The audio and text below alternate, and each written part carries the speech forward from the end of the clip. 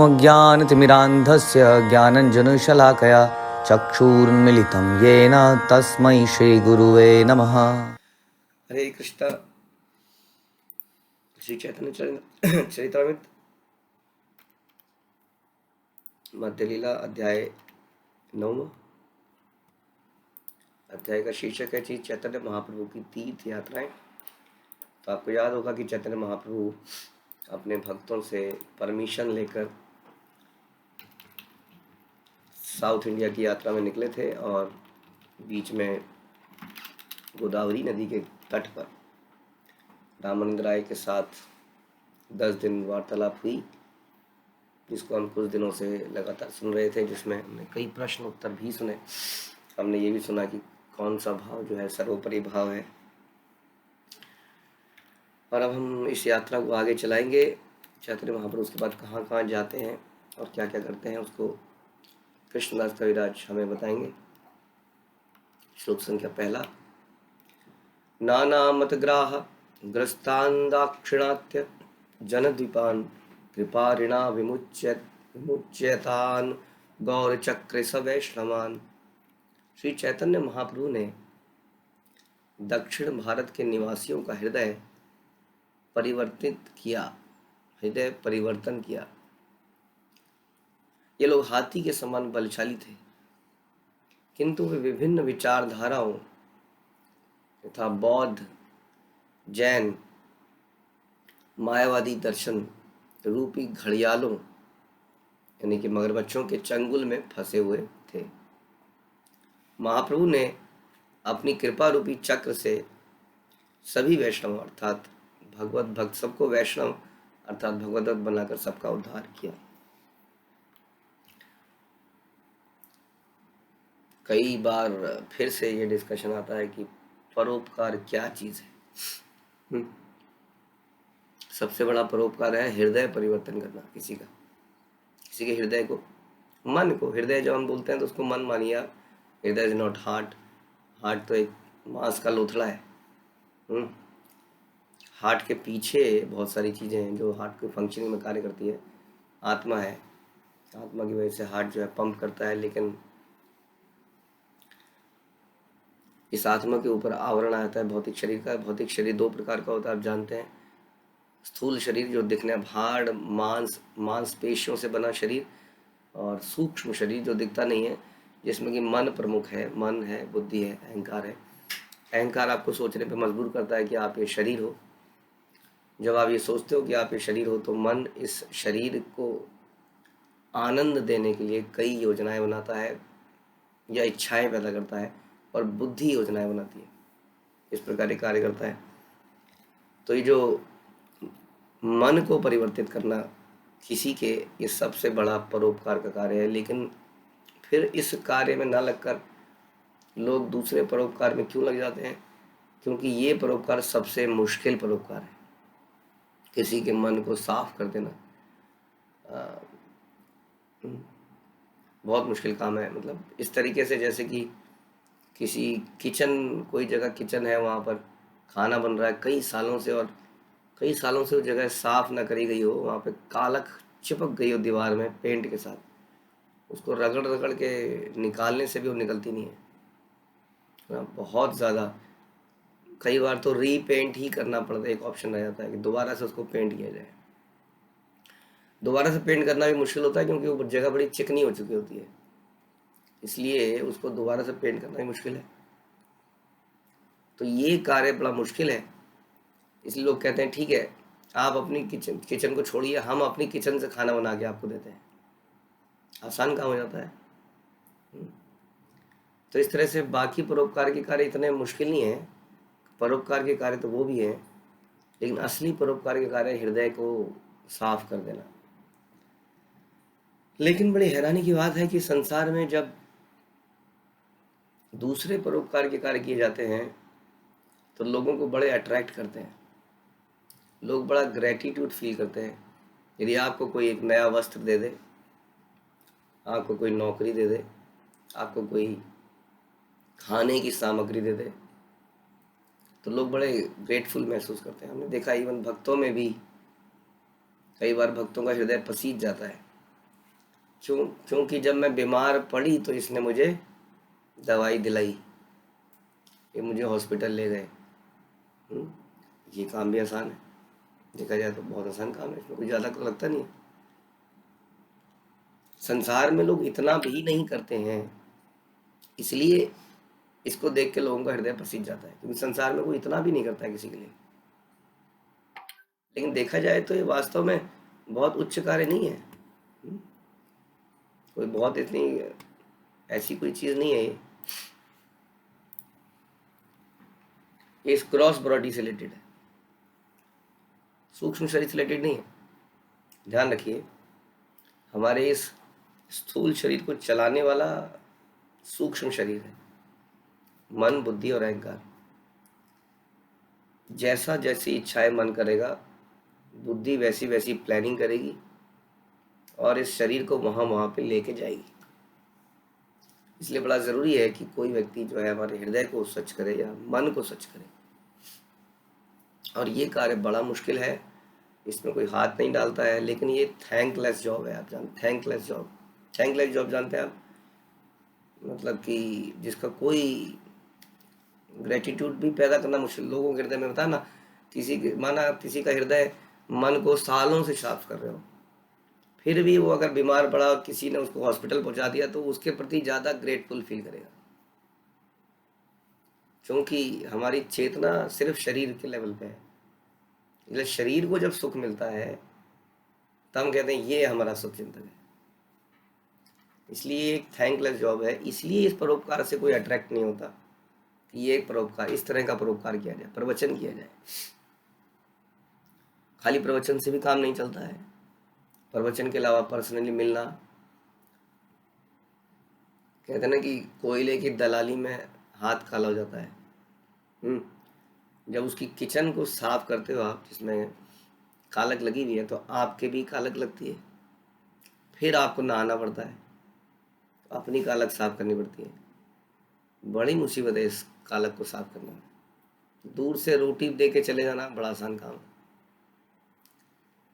तो इसलिए ये काम में जब लगते हैं, हमारे वैष्णव संप्रदाय, हमारे आचार्य कहते हैं यही सबसे बड़ा जीव के ऊपर दया है, कि जीव को उसके हृदय से ये काम इच्छाओं को समाप्त करना, उसको भगवान का भक्त बनाना, भगवान के प्रति शरणागति करना। ये बड़ा ही थैंकलेस जॉब भी है और मुश्किल काम भी, दोनों एक साथ हो गया। यानी कि मुश्किल भी है, उसके बाद भी इसका क्रेडिट नहीं मिलता है कभी भी। इसका कोई हमें क्रेडिट नहीं मिलता, क्रेडिट चाहिए भी नहीं होता है वैष्णव को। तो असली अगर आपको परोपकार करना चाहते हैं तो ये है। जैसे कि हमें चैतन्य महाप्रभु ने सिखाया, अभी इस अपने साउथ इंडिया यात्रा से सिखा रहे हैं कि वो अलग अलग यात्राओं में जा रहे हैं और लोगों का हृदय परिवर्तित करते जा रहे हैं।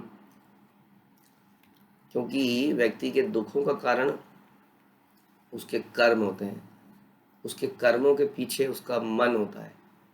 उसको मन को साफ कर देंगे तो उसके कर्म सही हो जाएंगे। यदि उसके कर्म सही हो जाते हैं तो उसके जीवन का दुख अपने आप सही हो जाएगा। लेकिन ये बात किसी के समझ में नहीं आती, क्योंकि ये लॉन्ग टर्म प्रोजेक्ट लगता है और हमारे पास समय कहाँ है। इसलिए किसी के आगे हम रोटी फेंक देना चाहते हैं, कंबल फेंक देना चाहते हैं। इसलिए इस बात को समझिए कि चैतन्य महाप्रभु ने दक्षिण भारत के निवासियों का हृदय परिवर्तन किया। ये लोग हाथी के समान बलशाली थे और बहुत सारी विचारधाराओं में। देखिए, ये है कालिक उस किचन के अंदर। पहली कालिक तो लगी है काम इच्छाओं की, जो अनेक जन्मों से है। उसके बाद और सारी कई कालिक लगी है, ज्ञान की कालिक। ये काम इच्छाओं की कालिक से भी ज़्यादा बुरी है, क्योंकि कामी व्यक्ति को जब थोड़ा समझाया जाता है तो उसके समझ में आता है ये मैं क्या कर रहा हूँ। लेकिन ज्ञानी व्यक्ति तो उस कालिक के ऊपर लेयर चढ़ा देता है, उसको प्रोटेक्ट करके रखता है। ज्ञान की लेयर चढ़ा देता है, जो कि उस कालिक के नीचे साबुन को जाने नहीं देती है।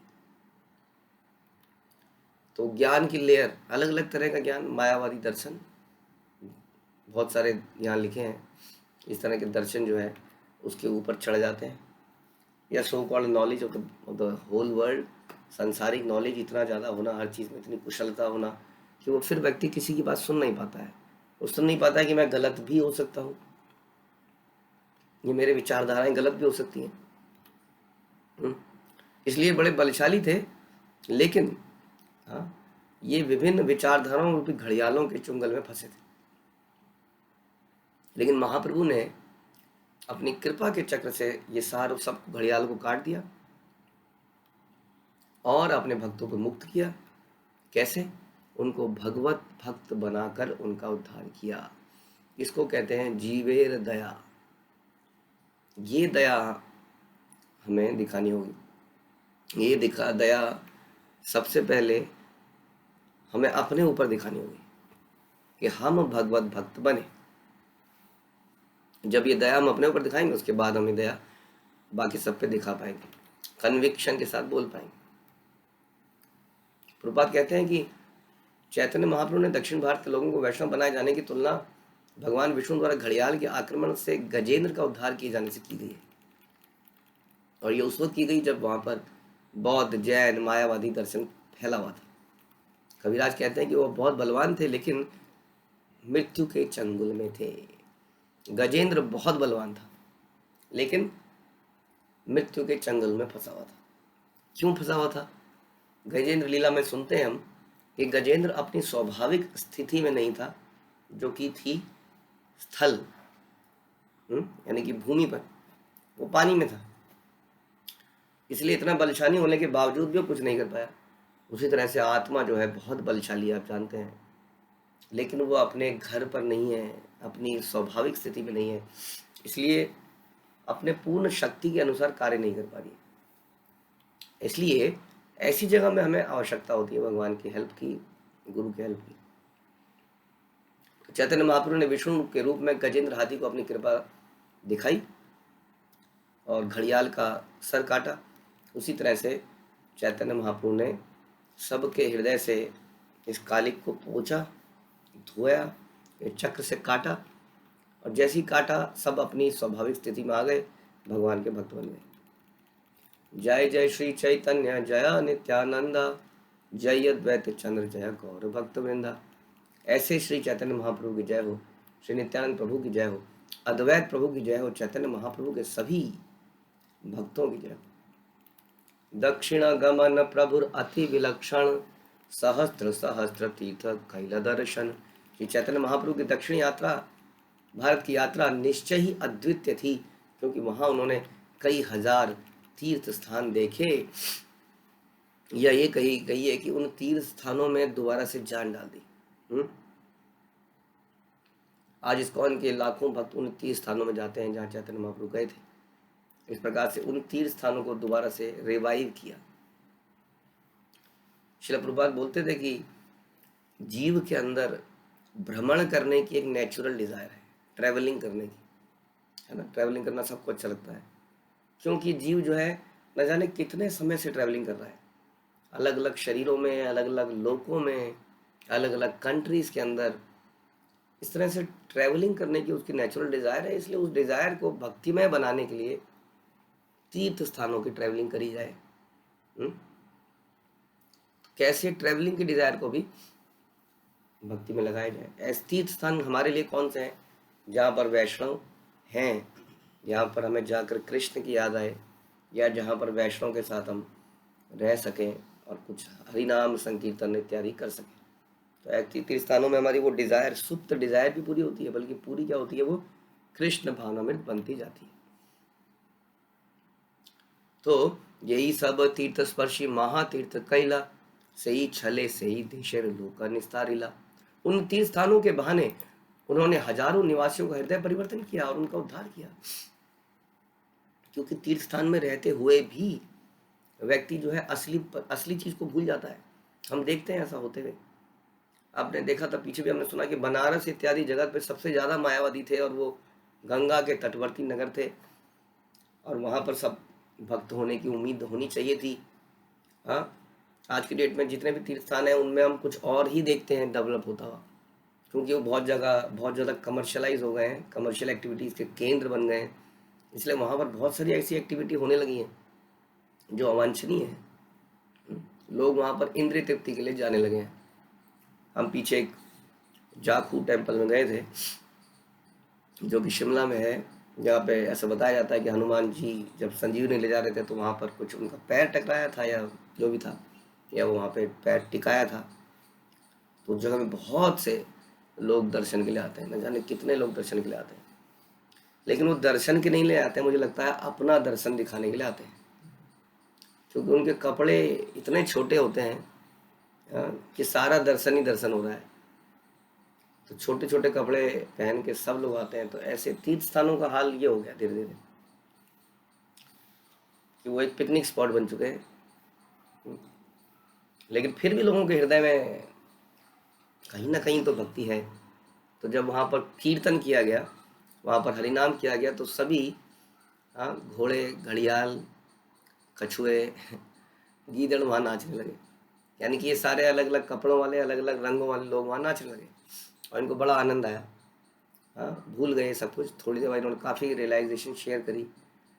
तो वास्तव में जीवन का आनंद क्या है वो एक भक्ति जानता है, और वो भक्ति जब दूसरों को देता है तो उसको महसूस होता है कि यही सही आनंद है। तो तीर्थ स्थानों में जाकर भी आज की डेट में लोगों का उद्धार करना पड़ता है। तो उन तीर्थ स्थानों में जाने के बहाने हजारों निवासियों का हृदय परिवर्तन किया और उनका उद्धार किया। उन्होंने तीर्थ स्थानों को अपने स्पर्श मात्र से महान तीर्थ स्थानों में परिणित कर दिया। देखिए, आज चैतन्य महाप्रभु जहाँ जहाँ गए वहाँ वहाँ हम जाते हैं। हो सकता था कि हम उन जगहों में जाते ही नहीं कभी। क्यों? क्योंकि वहाँ पर कृष्ण लीला से संबंधित कोई वस्तु नहीं है। वहाँ पर कोई वैष्णव कोई पैदा ही नहीं हुआ है। ऐसी ऐसी जगह में भी चैतन्य महाप्रभु गए। अब चैतन्य महाप्रभु क्योंकि चले गए, हम वैष्णव का एक दायित्व बनता है कि उनके पीछे पीछे पीछे उन जगहों में जाएं। जब ये वैष्णव उन जगहों में जाएंगे तो उन जगह के लोगों का अपने आप उद्धार हो जाएगा। इसलिए चैतन्य महाप्रभु ऐसी ऐसी जगह में गए, और आज की डेट में भक्त भी वैसी वैसी जगहों में जा रहे हैं।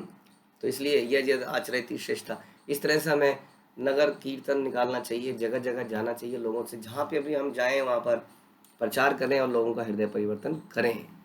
तो वो महान तीर्थ स्थान में जाते हैं। तो महान तीर्थ स्थानों में उसको परिणित कर दिया। और अब तो हमारे लिए वो धाम बन चुका है, क्योंकि ऐसी जगह में चैतन्य महाप्रभु रुके थे, जगह जगह पर जाकर रुके। कहा जाता है कि तीर्थानुकुर्वन्ति तीर्थानि, तीर्थी कुर्वन्ति तीर्थानि। तीर्थ वह स्थान है जहाँ बड़े बड़े संत पुरुष जाते हैं या रहते हैं, वो तीर्थ स्थान है। संत पुरुष जहाँ रहते हैं। संत पुरुष सबसे बड़े संत वैष्णव को माना जाता है। यद्यपि तीर्थ पहले से तीर्थस्थल थे, किंतु महाप्रभु के जाने से वो निर्मल हो गए। इन तीर्थ स्थानों में अनेक लोग जाते हैं और वहाँ अपने पाप कर्म छोड़ कर आते हैं और इस तरह कलमश से मुक्त जाते हैं। जब ये कलमश बढ़कर ढेर का रूप धारण कर लेते हैं, तब चैतन्य महाप्रभु और उनके सच्चे अनुयायी जैसे महापुरुषों के आने से ये पाप कर्म उस तीर्थ स्थान से नष्ट हो जाते हैं।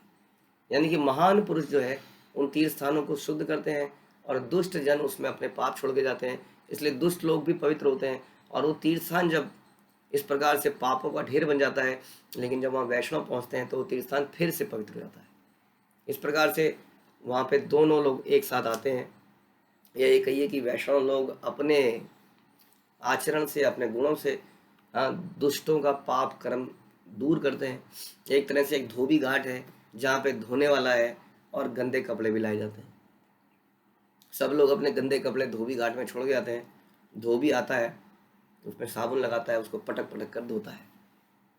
उसी तरह से तीर्थ स्थान समझ लिया एक धोबी घाट की तरह है, जहाँ पर सब लोग आते हैं, अपने गंदे कपड़े लाते हैं और वैष्णव लोग, संत लोग, और उनके पाप कर्मों को धोते हैं। जैसा हमने पहले भी सुना था कि गंगा जो है सब घरों में नहीं घुस सकती है, लेकिन वैष्णव लोग एक नई फैसिलिटी दी है, dry cleaning service. Modern dry cleaning service में धोबी घाट जो है जाना नहीं पड़ता है। ड्राई क्लीनर आपके घर में आता है। आप अपने गंदे कपड़े देंगे, हाँ लीजिए, आपके घर से गंदे कपड़े लेके जाता है। तो यही परंपरा है चैतन्य महाप्रभु ने जो चालू करी है कि जो है हम लोग इस प्रकार से एक ट्रांसीडेंटल धोबी है जो घर घर में जाते हैं और उनके गंदे कपड़ों को निकाल के धोते हैं। काम थोड़ा बुरा है, जैसे पहले ही बोला था, थैंकलेस जॉब है। धोबी की कोई वक़्त नहीं होती है। हाँ, लेकिन फिर भी हम लोग जो है धोबी बनना चाहते हैं, क्योंकि ऐसा हमें आदेश है। अपने कपड़े अगर धोबी गंदे रखेगा तो कौन उसको कपड़े धोने को देगा? पहले उसको अपने कपड़े साफ रखने पड़ेंगे, है कि नहीं? फिर लोग कहेंगे हाँ यार इसके कपड़े तो बहुत अच्छे हैं। किसी बहुत बढ़िया शोरूम में अगर आप जाते हैं शूटिंग एंड शर्टिंग की, आप देखेंगे उनके जो सेल्समैन हैं उनको बड़े अच्छे कपड़े पहनाए जाते हैं जनरली, अगर वो एक अच्छा आउटलेट है तो, क्योंकि लोग देखेंगे अरे वाह ये है। हाँ, चलता फिरते मॉडल उन्हें मिल जाते हैं, डमी तो इतने अच्छे मॉडल नहीं है ना। तो उसी तरीके से हमें भी एक प्रकार का चलता फिरता हमें दिखाना पड़ेगा हाउ गुड धोबी हम हैं, हमारे कपड़े कितने साफ हैं, अब हम आपके भी कपड़े साफ कर सकते हैं। तो ये कॉन्फिडेंस लोगों में आएगा। इसलिए अपने चरित्र को इतना साफ करना पड़ेगा कि सबको कॉन्फिडेंस आए कि हम जो है उनका चरित्र भी साफ कर सकते हैं। ठीक है, तो ये है। जब ये कलमश बढ़कर ढेर हो जाते हैं तो चैतन्य महाप्रभु के अनुयायी वहाँ आते हैं और उनको नष्ट करते हैं। किसी अस्पताल में कई तरह के रोगी आते हैं जिससे वह अनेक रोगों से संक्रमित हो जाता है। इसलिए अस्पतालों में अक्सर कहते हैं कि बच्चों को लेके मत जाओ, बूढ़ों को लेके मत जाओ, क्योंकि अनेक तरह के रोगी वहाँ पर आ रहे हैं। वस्तुतः अस्पताल सदैव संक्रमित रहता है, किंतु कुशल चिकित्सक अपनी उपस्थिति व व्यवस्था से अस्पताल को कीटाणु रहित बनाए रखता है। फिर भी लोगों को ठीक होने के लिए अस्पताल में ही आना पड़ता है। हाँ, जब इस प्रकार के अनेक अनेक लोग इकट्ठे होते हैं एक जगह पर, तो अनेक अनेक पाप उनके हृदय में होते हैं। उन पापों को लेके वो इकट्ठा होते हैं एक साथ और उस जगह को दूषित करते हैं कई बार। सच बात है कि नहीं है ना? हम लोग अनेक अनेक जगह से आए, यहाँ पर लाने के लिए किसी से कोई कंडीशन रखी गई कि आपको पहले इतना पवित्र होना पड़ेगा, तभी आप इस ग्रुप में शामिल हो सकते हैं। पहले आपको अग्नि परीक्षा देनी पड़ेगी। अग्नि में खड़े होइए, यदि आप जलेंगे नहीं तो आप हमारी कांग्रेगेशन में आ सकते हैं। ऐसा तो नहीं हुआ किसी के साथ है? कोई परीक्षा नहीं, कहीं से भी आए हो आप, कोई बैकग्राउंड वेरिफिकेशन नहीं। किसी कंपनी में जाते हो तो वो बैकग्राउंड वेरिफिकेशन करती है आपको, वो देखती है कि आपने कौन कौन सी कंपनियों में काम किया है, कहीं पे आपका कोई क्रिमिनल रिकॉर्ड तो नहीं है, किसी कंपनी के साथ आपने बदतमीजी तो नहीं करी है। जब ये सारा बैकग्राउंड चेक होता है तब बोलते हैं जी अब आपके एम्प्लॉयमेंट को हम कंफर्म करते हैं, है कि नहीं? कंपनियां भी हैं आपका बैकग्राउंड वेरिफिकेशन करती हैं, लेकिन कितने सौभाग्य की बात है जो हमें कभी दिखता नहीं है। क्या हमें कभी ये सौभाग्य दिखता है कि ऐसे ग्रुप में आपको शामिल करने के लिए क्या कभी बैकग्राउंड वेरिफिकेशन किया गया कि आप कहाँ से आए हैं? वैष्णव इतने दयालु हैं, वो कहते हैं कोई बात नहीं, कौन सा कपड़ा है, मैला कपड़ा। अच्छा, कई लोग क्या करते हैं, धोबी को, ड्राई क्लीनर को वही कपड़े देते हैं जो तेल में डूबे हुए गंदे हो रखे हैं। कहते बाकी कपड़े तो हम भी अपने घर में धो लेंगे, ये वाला कपड़ा तो हम नहीं धो पाएंगे, इसको तो ड्राई क्लीनर को दो। 5 रुपये लेता है माना 10 रुपये लेता है एक कपड़ा धोने के, लेकिन वो ये तो नहीं कह सकता है कि अब ये धोती बहुत ज़्यादा सड़ी हुई है, इसके तो मैं 50 रुपये लूँगा। कह नहीं सकता बेचारा, उसने रेट बना रखे स्टैंडर्ड। हम भी बड़े स्मार्ट हैं, हम वही गंदे गंदे कपड़े वहाँ रख के आते हैं, बाकी हम अपने घर में धो लेते हैं।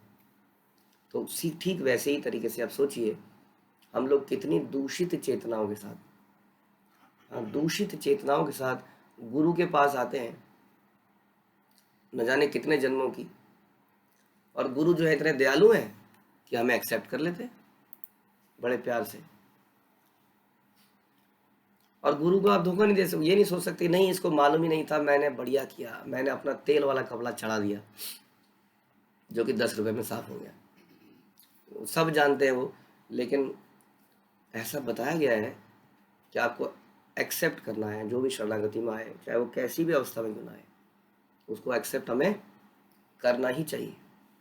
ये सोच के वो उसको एक्सेप्ट कर लेते हैं। इसलिए बता रहे हैं कि सारे लोग, संक्रमित लोग ऐसे अस्पताल में आते हैं, लेकिन एक कुशल डॉक्टर का काम यही है कि सारे संक्रमित लोगों को इलाज भी करे और उस जगह को ऐसा बनाने का प्रयास करे कि वो जगह संक्रमण रहित रहे।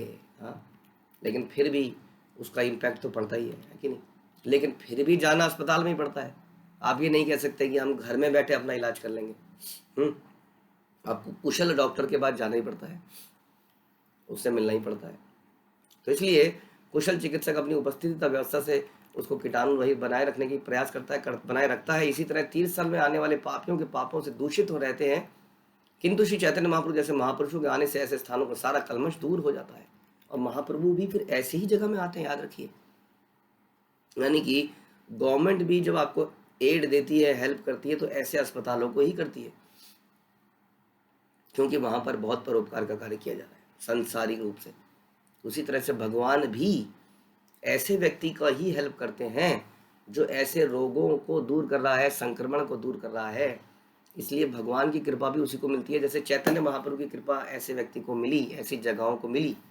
इसलिए there is no other option, क्योंकि ये जो तरीका है, ये जो जगह है प्रमाणिक है, वहाँ पे सेवा करता भी प्रमाणिक है। जैसे हम कहते हैं ना, गंगा जी में नहाते हैं तो कितने लोग नहा रहे हैं वहाँ पर, तो कितना दूषित हो गया पानी, लेकिन फिर भी हम कहते हैं कि गंगा जी दूषित नहीं होती है, क्योंकि वहाँ पर वैष्णव की कृपा है, भगवान की स्वयं कृपा है। तो इसलिए वो ऐसी जगहों में जाना है, जाते ही रहना है। ठीक है, क्लियर है यहाँ तक? ओके। तो चैतन्य महाप्रभु ने क्या किया उसके बाद? सही सब तीर्थेर क्रम कही ते न पारी, दक्षिण वामी तीर्थे गमन हया हेरा फेरी फेरा फेरी। श्री चैतन्य महाप्रभु ने जिन समस्त तीर्थ स्थानों का भ्रमण किया, उनका क्रमबद्ध वर्णन कर पाना मेरे लिए संभव नहीं है। मैं संक्षेप में इतना कह सकता हूँ कि महाप्रभु ने आते जाते दाहिने बाहिने सारे तीर्थ स्थानों का भ्रमण किया, सभी जगह चले गए। तो ध्यान रखिए, चैतन्य महाप्रभु को किसी तीर्थ स्थान की आवश्यकता नहीं है। ऐसा बोलते हैं जहाँ पर भक्त रहते हैं, जाते हैं, वो जगह तीर्थ स्थान हो जाती है। तो जहाँ गोविंद स्वयं जाएंगे उस जगह का क्या कहना है ना। लेकिन वो जगह जगह किस लिए जाते हैं? वो जगह जगह जाते हैं लोगों का उद्धार करने। जैसे मैंने पहले बताया, धोबी घर में आ रहा है, लोग इतने आलसी हो गए हैं कि वो धोबी घाट में जाने को तैयार भी नहीं है। तो धोबी जो है घर घर में जा रहे हैं, लोग तीर्थ स्थानों में जाने में इंटरेस्टेड नहीं है। इसलिए भक्त जो है घर घर में पहुंच रहे हैं। हरिनाम लेके आज नगर, हर संसार के हर नगर में क्लासेस चलाई जा रही हैं, कीर्तन किया जा रहा है, घर घर में घुसा जा रहा है। और इस जूम इत्यादि के माध्यम से और जगह जाया जा जा जा जा पा रहा है जहाँ पहले जाना पॉसिबल नहीं था। अतएव नाम मात्र करिय गणन, कही तेना पारी यातार यथा अनुक्रम। चूंकि इन सारे स्थानों का क्रमबद्ध वर्णन कर पाना मेरे लिए संभव नहीं आते, मैं नाम के लिए ही उनका वर्णन करूंगा। तो कुछ कुछ नामों का वर्णन कृष्णदास कविराज करेंगे।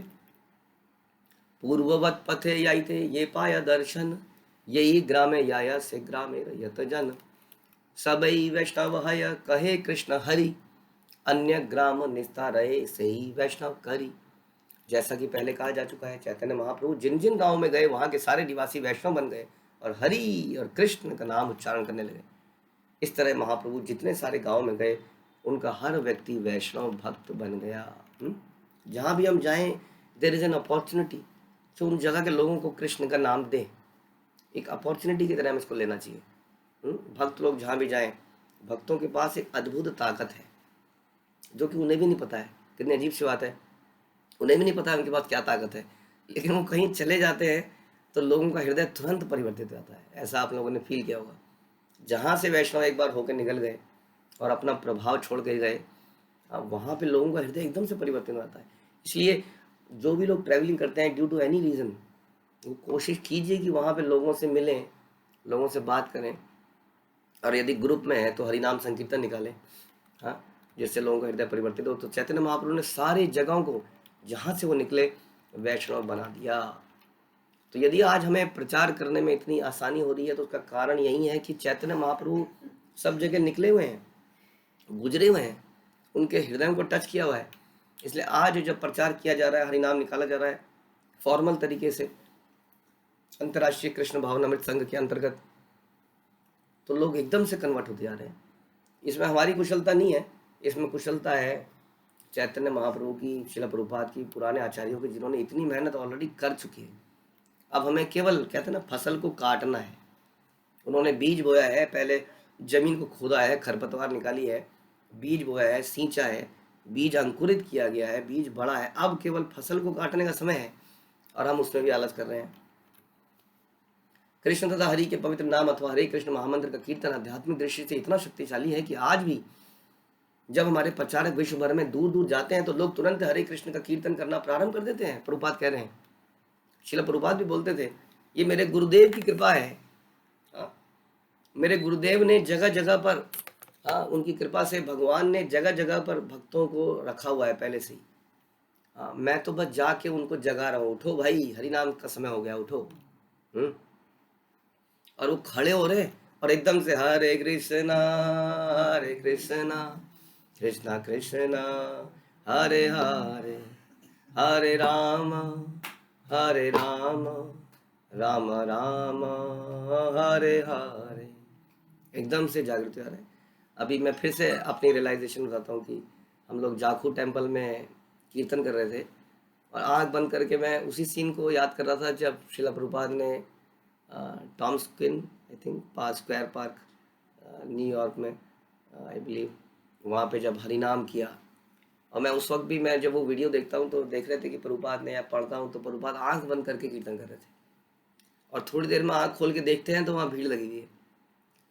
और वही सीन में याद कर रहा था वहाँ पर कि हमने शुरू किया कीर्तन, कोई सब अपनी मस्ती में थे, कोई किसी की सेल्फी खींच रहा था, कोई कुछ कर रहा था, कोई कुछ कर रहा था। थोड़ी देर में कीर्तन हुआ, एकदम से लोग नहीं आए, हम लोग करते रहे, एकदम शुद्धता से करते रहे। हमारे कुछ भक्तों ने नाचना शुरू किया और धीरे धीरे धीरे धीरे जितने भी तीर्थयार्थी वहाँ पे थे वो सब आके वहाँ नाचने लगे। तो इसमें बड़ी पावर है, यही प्रभुपाद बता रहे हैं कि हम जहाँ जहाँ पे इसको करते हैं ऐसा लगता है कि सोया हुआ आदमी एकदम से जग जाता है और एकदम से हाथ खड़े करके नाचने लगता है, इतना जादू इसके अंदर है। आप कभी इसको देख सकते हैं आजमा के। ऐसा ही प्रभुपाद ने भी क्या बता रहे हैं, जहाँ हम जाते हैं इतना शक्तिशाली है कि लोग तुरंत हरे कृष्ण कीर्तन करना प्रारंभ कर देते हैं। श्री कृष्ण चैतन्य महाप्रभु जो हैं साक्षात पूर्ण पुरुषोत्तम भगवान थे, अतः अन्य कोई ऐसा नहीं है जो उनकी या उनकी शक्तियों की बराबरी कर सके, किंतु उनके पद चिन्हों पर चलने और हरे कृष्ण महामंत्र का कीर्तन करने का उतना ही प्रभाव है जितना चैतन्य महाप्रभु के समय में था। आप देख सकते हैं इसको, हम आपके सामने वीडियो शेयर करेंगे तब आपको रियलाइज़ होगा कि इसका कितना प्रभाव है। हमारे प्रचारक मुख्यतः यूरोप तथा अमेरिका जैसे देशों में हैं, फिर भी जहाँ कहीं शाखाएं खोलने जाते हैं वहाँ में हमें अभूतपूर्व सफलता मिलती है। निस्संदेह लोग सर्वत्र हरे कृष्णा कृष्णा कृष्णा हरे हरे, हरे राम राम राम हरे हरे का कीर्तन गंभीरता पूर्वक करते हैं। दक्षिणा देशे रे लोक अनेक प्रकार, केह ज्ञानी केह कर्मी पाषंडी अपार। दक्षिण भारत के अनेक प्रकार के लोग थे। दक्षिण भारत में कुछ ज्ञानी थे, कुछ कर्मी थे, कुछ अभक्तों की संख्या, किंतु अभक्तों की संख्या अपार थी, यानी कि मुख्यतः अभक्त थे, हाँ, जो कि भोगना चाहते थे संसार को, और कुछ ज्ञानी थे, कुछ कर्मी थे। से ही सब लोक प्रभुर दर्शन प्रभावे, निज निज मत छाड़ी हैला वैष्णवे। श्री चैतन्य महाप्रभु के प्रभाव से इन सारे लोगों ने अपने अपने मत त्याग दिए और वैष्णव अर्थात कृष्ण भक्त बन गए। ये बड़ा प्रभावशाली है।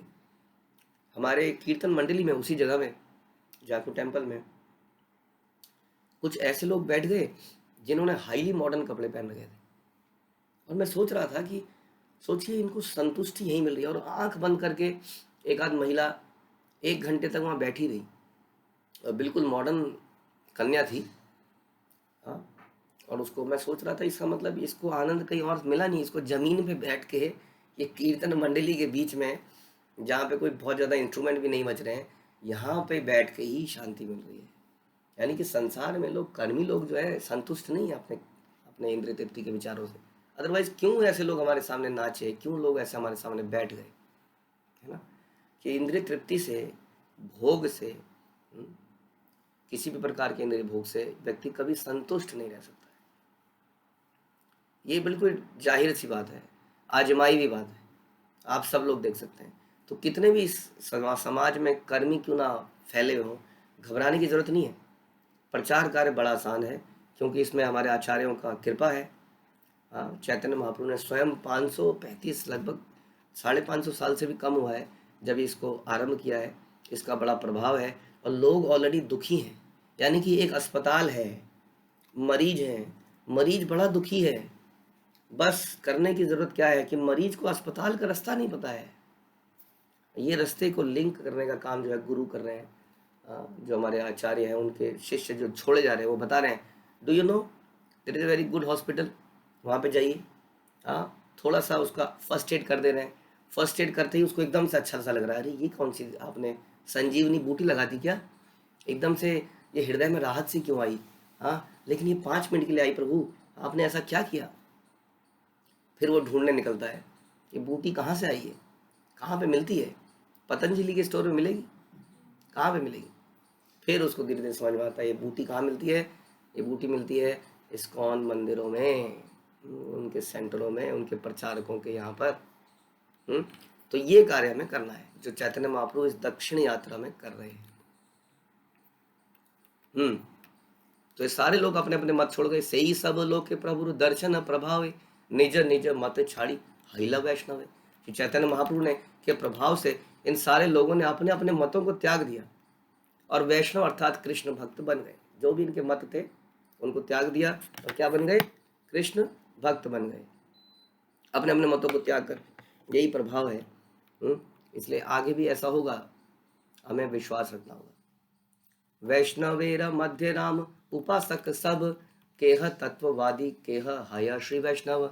उस समय दक्षिण भारत के सारे वैष्णव भगवान रामचंद्र के उपासक थे। उनमें से कुछ तत्ववादी थे, कुछ रामानुजाचार्य के अनुयायी थे। तो दक्षिण भारत की उस समय की स्थिति को बताया जा रहा है। आज भी दक्षिण भारत में बहुत सारे रामचंद्र जी के उपासक हैं। श्रील भक्ति सिद्धांत सरस्वती ने ठाकुर ने संकेत किया है कि तत्ववादी का अर्थ है माधवाचार्य के अनुयायी, मध्वाचार्य। अब जानते हैं हमारी संप्रदाय में सबसे पहले आचार्य माधवाचार्य को मानते हैं, प्रमुख आचार्य मध्वाचार्य, जिन्होंने शंकराचार्य के चंगुल से सब कुछ छुड़ाया। तो मध्वाचार्य के अनुयायी थे। मध्वाचार्य ने अपनी गुरु शिष्य परंपरा को शंकराचार्य के मायावादी अनुयायियों से पृथक करने के लिए अपने दल का नाम तत्ववादी रखा। निर्विशेष अद्वैतवादियों पर ये तत्ववादी सर्वदा आक्रमण करते हैं। सुर असुर की लड़ाई सुनते हैं आप लोग, हाँ, देवासुर संग्राम। तो समझ लीजिए मायावादियों और हम में एक देवासुर संग्राम है। हमेशा संग्राम, ये लड़ाई लड़ती चली आ रही है पता नहीं सदियों से, और आज तक चल रही है। आज तक क्या चल रही है, देवासुर संग्राम में। हम लोग चलो हम लोग अपने को देव मान लें, हो सकता है वो अपने को देव मानते हो। हम लोग हमेशा असुरों पर अटैक करते हैं।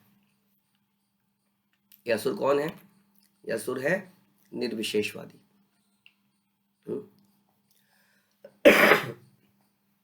सामान्यतः ये पूर्ण पुरुषोत्तम भगवान की श्रेष्ठता जताते हैं, किंतु मध्वाचार्य की गुरु शिष्य परंपरा वास्तव में ब्रह्म वैष्णव संप्रदाय के नाम से जानी जाती है। अर्थात ये संप्रदाय ब्रह्मा जी से चली आ रही है। फलस्वरूप मध्वाचार्य के अनुयायी तत्ववादी ब्रह्मा के मोह की उस घटना को स्वीकार नहीं करते जो श्रीमद् भागवत के 10वें स्कंद में आई है। श्रील मध्वाचार्य ने श्रीमद् भागवत के उस अंश की जानबूझकर टीका नहीं करी जिसमें ब्रह्म मोहन का उल्लेख हुआ है। श्रील माधवेंद्रपुरी तत्ववादी गुरु शिष्य परंपरा के आचार्यों में से एक थे। माधवेंद्रपुरी, उन्होंने शुद्ध भक्ति की प्राप्ति को ही अध्यात्मवाद का चरम लक्ष्य बताया। चैतन्य महाप्रभु की गुरु शिष्य परंपरा अर्थात गौड़ीय संप्रदाय के वैष्णव यद्यपि उसी तत्ववाद संप्रदाय से संबंधित हैं, किंतु फिर भी वे तत्ववादियों से पृथक हैं।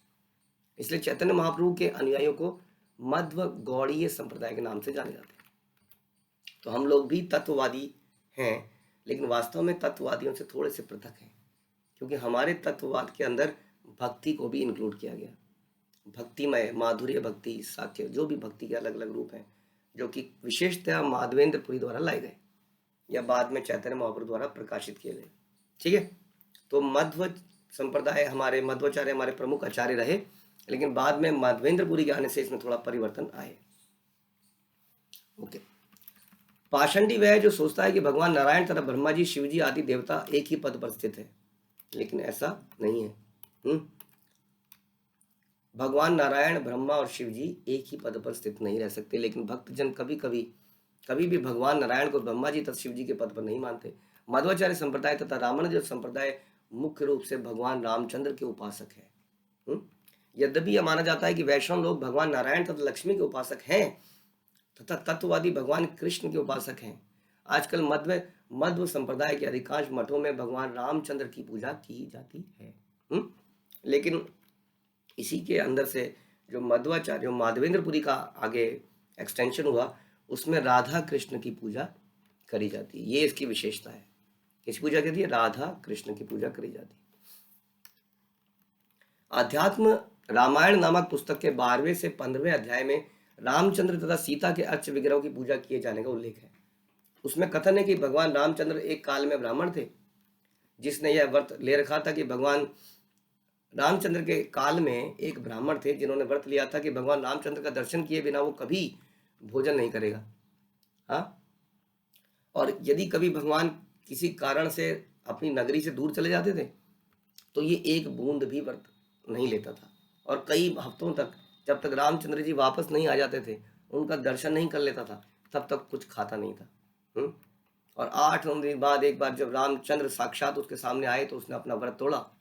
उस ब्राह्मण के दृढ़ व्रत को देखकर भगवान रामचंद्र ने अपने भाई लक्ष्मण को आदेश दिया कि उनको सीता राम की एक अर्च विग्रह की जोड़ी दे दे, ताकि मैं कभी बाहर जाऊं तो उस अर्च विग्रह का भी दर्शन करके अपना व्रत को तोड़ ले और उसकी पूजा करता रहे। और उसके मृत्यु के समय वह अर्च विग्रह को हनुमान जी को देता गया, जिन्होंने वर्षों तक अपने गले में लटकाकर उनकी सेवा करी। किंतु अनेक वर्षों के बाद जब हनुमान जी गंधमादन पर्वत पर चले गए तो अर्चा विग्रह को पांडवों में से एक भीमसेन को देते गए, और भीमसेन उसको अपने महल में ले आए और बड़ी सावधानी से रखा, उनकी पूजा करी। और बाद में ये अर्च विग्रह कहाँ चले गए? गजपतियों की निगरानी में चले गए। नरहरि तीर्थ नामक एक आचार्य ने, जो मध्वाचार्य की गुरु शिष्य परंपरा में आते हैं, उड़ीसा के राजा से इन विग्रहों को प्राप्त किया। बाद में नरहरि तीर्थ ने उड़ीसा के एक राजा से इनको प्राप्त किया। ध्यान देने की बात यह है कि राम और सीता के विशेष अर्च विग्रह राजा इक्ष्वाकु के समय से ही पूजे जाते हैं। इक्ष्वाकु पहले आए या राम पहले आए? हाँ, इक्ष्वाकु पहले आए। तो इक्ष्वाकु के समय से राम और सीता की इन विग्रहों की पूजा की जा रही है। निसंदेह इनकी पूजा भगवान रामचंद्र के आविर्भाव से पहले से ही राजकुमारों द्वारा की जा रही है। बाद में रामचंद्र के काल में इनकी पूजा लक्ष्मण ने करी। कहा जाता है कि माधवाचार्य ने अपने तिरोधान के समय 3 मास पूर्व, 3 महीने पहले अपने डिसअपीयरेंस से इन अर्चा विग्रह को प्राप्त किया। मध्वाचार्य ने फाइनली ये विग्रह मध्वाचार्य के पास आए और इसकी स्थापना उडुपी मंदिर में कर दी गई। तब से उस मठ में मध्वाचार्य संप्रदाय वाले लोग उनकी पूजा करते हैं। यहाँ तक कि जहाँ तक श्री वैष्णव का संबंध है, रामानुजाचार्य से शुरू करके अन्य सबने सीताराम अर्च विग्रहों की पूजा करी। तिरुपति तथा अन्य स्थानों में भी सीताराम के अर्च विग्रह की पूजा की जाती है। श्री रामानुज संप्रदाय की एक अन्य शाखा रामानंदी है और इसके अनुयायी भी सीताराम के अर्च विग्रहों की पूजा करते हैं। लेकिन रामानुज संप्रदाय के वैष्णव राधा कृष्ण की अपेक्षा भगवान रामचंद्र की पूजा को अधिक वरीयता देते हैं। तो श्रील प्रभुपाद के पर्पट्स में कई बार आप देखेंगे कि there is no difference in worshipping any form of Krishna, है ना। ऐसा बोलते हैं कि आप किसी फॉर्म को भी वर्शिप कर सकते हैं, लेकिन फिर भी हम जानते हैं गोविंदम आदि पुरुषम, इसलिए तम हम भजामी, कि जो गोविंद हैं वो आदि पुरुष हैं, वो ओरिजिनल स्वरूप हैं, और उसके अंदर जो हमें माधुरी रस मिलता है, जो साख्य और बहुत सारे रस मिलते हैं, वो परम रस है। इसलिए हम लोग वैष्णव लोग जानते हैं कि जो परम ओरिजिनल स्वरूप है वो कृष्ण का है। इसलिए वैष्णव केवल कृष्ण को ही मानते हैं और उन्हीं की सेवा करना जानते हैं। लेकिन यश प्रचार कार्य के लिए और कई कारणों से इस्कॉन के मंदिरों में भी कई जगह आप सीता राम हनुमान को, लक्ष्मण हनुमान को देखेंगे। लेकिन हमारे जो मुख्य हमें जो वर्शिप करनी होती है वो किसकी करनी होती है? वो भगवान कृष्ण की, राधा और कृष्ण की करनी होती है। तो ये भाव में, क्योंकि हम अपने आचार्यों को फॉलो करना चाहते हैं, हम अपनी मनगढ़ंत कोई नई तरीका नहीं बनाना चाहते हैं। हमारे आचार्यों को जब आप पर्पट्स पढ़ेंगे या सुनेंगे, सारे ग्रंथों को पढ़ेंगे, तो यही निष्कर्ष निकलेगा कि राधा कृष्ण की सेवा जो है, अभी आपने रामानंद राय के प्रश्न उत्तर भी सुने, उसमें भी उन्होंने बताया कि राधा कृष्ण की लीलाएं, राधा कृष्ण का नाम, राधा कृष्ण के विग्रह, यही हमारे लिए, इनकी सेवा करना गुरु परंपरा के आदेश के अनुसार हमारे जीवन का चरम उद्देश्य होना चाहिए। तो जब चैतन्य महाप्रभु साउथ इंडिया में गए तो उन्होंने अक्सर इन रामानुजाचार्यों को या तत्ववादियों को, जो रामचंद्र जी के इत्यादियों के भक्त थे, उनको भी मुलाकात करी, कई सारे कर्मियों से भी मुलाकात करी और सबको भक्त बनाया, जिसकी चर्चा हम जारी रखेंगे। श्रील प्रभुपाद की जय, श्री चैतन्य चरितामृत की जय, श्री कृष्णदास कविराज की